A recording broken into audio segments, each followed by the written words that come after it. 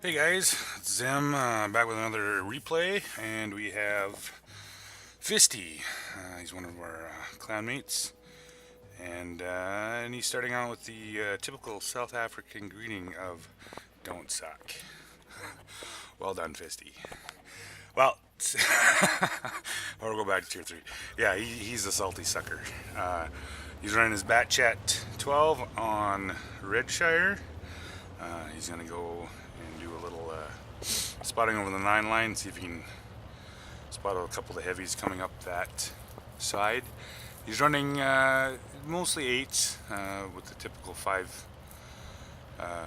tier 9s, and he's got not a lower. If you guys are not familiar with the Bat Chat, this tank is actually improved quite a bit since the remake of it. He gets up into his little bush at the top of the hill, and he's sitting actually in a nice position to target the ridge that the RU's spotting. And I'm not sure what that Scorpion G is doing. He might have just bought that, but that paper mache armor is not going to do him a whole lot of good here, and especially sitting where he's doing it. I'm assuming he's trying to shoot that RE. But Fisty's got him in his sights, pops a few shells into him, gets his first kill of the game. He's already up to 456 and a kill, and we're just barely in a minute into it. Now, if anybody's not familiar with the map, the 9-0's line is usually where the heavies hang out, and the 1, 2, 3, 4 usually is where the mediums and TDs hang out. Of course, there's always mix and match on this thing, and on this side we have a good chunk of 6, 7, 8 tanks, and it's actually looking pretty decent here, even with the RU-251s coming back around the back side of them, and being that there's only now actually only 3 baddies, and they have them considerably outnumbered here. I'm not sure what the RU was doing. He decided to YOLO. He did an actually pretty nice job of spotting that ridge, and then decided that he was going to push. Now, I can't really knock him. I kind of got an idea what he was trying to do. He was trying to turn turrets, hoping that our heavies would move in and assist, but hey, it's puppies. It's you and 120. It's you versus 112 versus 29, and a lot of times you have to take them kicking and screaming to get a win. But so back to Fisty. He's got an E4 up on the top there. He's got the not real accurate gun on the Bat Chat. I actually believe the T71's a little bit better accuracy, and he's at this distance it's fairly. It's not an easy shot, but he does nail him, knocks him out. On this side, we got the rest of the heavies that finally are moving in, pushing into their heavies, knocking them out, and they're actually, sitting about 3-3 right now, looking pretty decent actually. The E4 knocks out the GP2 and is going head to head with the other medium. Fisty's got his side. Putting in some nice shots, supporting his teammate, finishes him off, gets him 2 kills, and they're up 6-4. Yeah.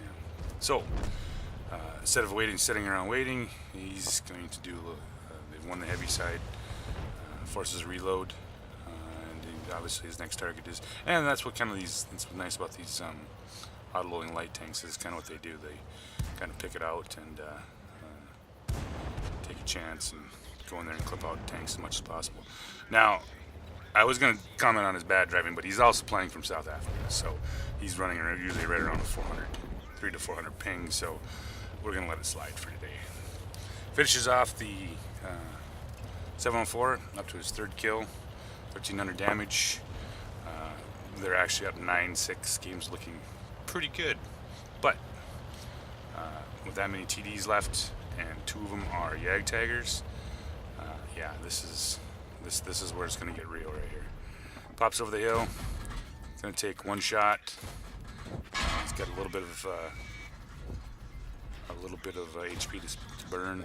Takes a shot for him, drops another 500-600 damage, and now they're up 10-8. Getting to be a real interesting game. Fisty's moved, obviously, from the 9-0, moved over, and now is trying to keep some of these TDs lit on the backside, especially the Scorpion G. Now, this is one of those moments here to say. So now, if everybody's not familiar with the Jagd Tigers are probably one, at least the tier 9, have an ungodly rate of fire, right? And there's, especially with the hit point bonus, it's pretty hard to beat them. Any tank, even tier 10s, to play peekaboo with. Fisty can't pen him, but does track him, keeps him in place, so the rest of his team can finish him off. Usually a tank that's not moving is a dead tank, and that's exactly what happens to the KB5. So even not doing damage, do they get the tracks, slow him down so he can't move, and eventually he's going to take it in the shorts. 49's peeks over, pops the 416.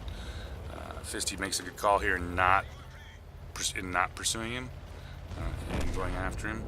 So gives him a chance to finish off this low health Jagd Tiger, and then back at it again. But puts himself in a position where, he gets nailbacks, which he's lucky. It's a T49.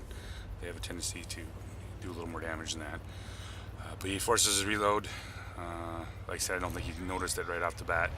Probably more than anything that, not that he would have actually gotten in a couple shots on him or not, but he's got his reload forced. Now, he's actually pulling, which in this instance, we have the mapped control. He's actually pulling this so that he can move around to the backside of where the enemy's at. He could sit and play the ridge, but with that many TDs sitting in the back and a 49 there, it's fairly easy that he's going to get probably smoked as soon as he pops. So he takes the better route, pulls himself around to the 1-2 line, and moves in back here, at least to start to light some of the either the 49 or the Scorpion G. Now, I'm not sure what the VK, if I was him, I probably would have hit a little bit better and went at least till the T30 got to support me. But he's playing, don't get me wrong, good tank, but it just doesn't have the armor to deal with the Jagd Tiger. So, Fisty finds the light tank that was doing essentially the same thing he was doing, which was to move to the backside and try to flank and get some spots and whatnot. But he's got 3 shells. He's going to need 3 shells. Puts one in the 49. 49, unfortunately, is not a great tank, unless you hit, of course. But if you would have missed, the 49 would have missed, it would have been all over. So, Fisty's back up to 2,500 damage, 5 kills. Almost got his clip reloaded, and we have the T30 now against the Jagd Tiger and the Scorpion G. Fisty's coming around here. He also knows the Scorpion G's around here, and he's also a one-shot, so he's kind of playing a little peeky poke here, see what he can see. Not rushing in quite yet. Comes over the ridge, spots the Scorpion G. T30 notices, puts a good shot into him. Now, if I was the T30, I think I might have maybe gone after that Jagd Tiger, one of those deals. But it's, in hindsight. Now, Fisty actually asked me in the, I'll speed it back up here again, in the email that he sent me about what he could have did differently here. And as we can see here, we have a Jagd Tiger, Scorpion G, and then our T30 at the bottom. Fisty's got 3 shells left. He's put one into the Scorpion G, and he most likely will finish the Scorpion G. Fisty, I'm sure you're going to be watching this video, so fella, this was an excellent game. You played outstanding. Some of these games, you just, no matter how well you play, it's just going to end up what's going to be what it end up being. But yeah, you played an outstanding game. I mean, this is just about textbook for running a light tank. Back to the game here. Fisty finishes him off. T30 misses. And this is the point right here, Fisty, that this is the only thing I can see when you asked me what I thought about what you could have did differently.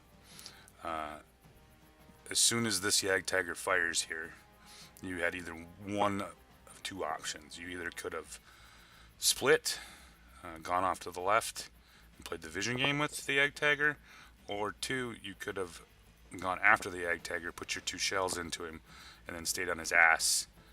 Yag Tiger has got terrible traverse, especially on soft ground. You probably could have stayed on his ass until at least you got to reload.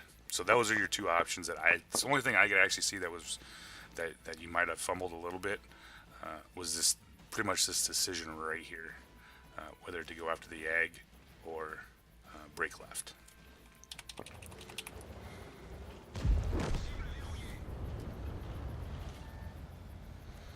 And he hits the Yag Tiger, takes out the T-30, and now, like I said, this is the one spot you probably shouldn't have tried to been in. Like it's at the top of the hill. Either you should have got closed with the Yag Tiger, been right on his butt, or you should have broke off to the left. And you still have the option at this point, especially after he fires at you, and you could have probably kept on going around the backside of the hill. Both options are fine. You played a little different, and that's kind of, I guess, what you were asking me about, what I would have did differently in this. But other than that, like I said, the game Fisty played here was fucking epic. He did just about everything perfect, and it's just one of those things that you lose, right?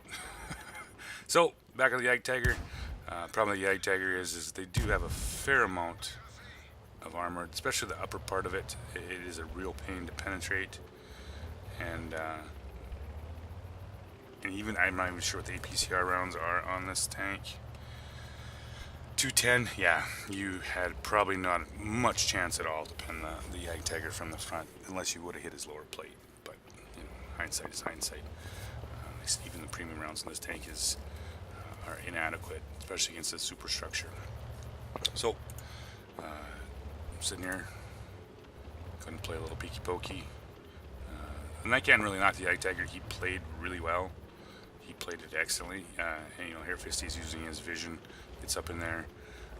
Yag Tiger, unless he has 610s, probably doesn't know he's being spotted yet.